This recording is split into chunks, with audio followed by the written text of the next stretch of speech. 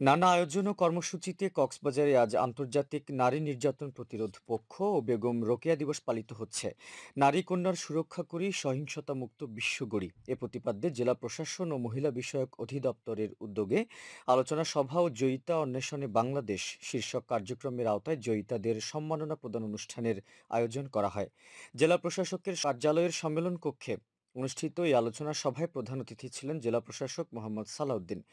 প্রধান অতিথির বক্তব্যে তিনি বলেন, নারীর টেকসই উন্নয়ন ও ক্ষমতায়ন নিশ্চিত করতে হলে অবশ্যই বিনিয়োগ বৃদ্ধি করতে হবে। দেশ ও নারীদের আর্থসামাজিক উন্নয়নে বেগম রোকেয়ার অসামান্য অবদানের কথা স্মরণ করে জেলা প্রশাসক বলেন, জয়িতারাই নারীদের উন্নয়নে কাজ করবে।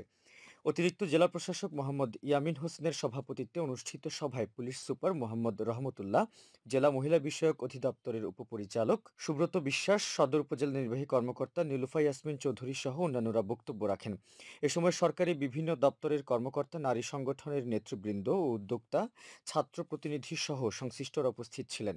পরে জেলা ও উপজেলা পর্যায়ে বিভিন্ন ক্ষেত্রে সাফল্য অর্জনে 7 জন নারী উদ্যোক্তাকে শ্রেষ্ঠ জয়িতার সম্মাননা দেওয়া হয়। এর আগে দিবসটি উপলক্ষে জাতীয় মহিলা সংস্থার উদ্যোগে একটি র্যালি শহরের প্রধান সড়ক প্রদক্ষিণ করে।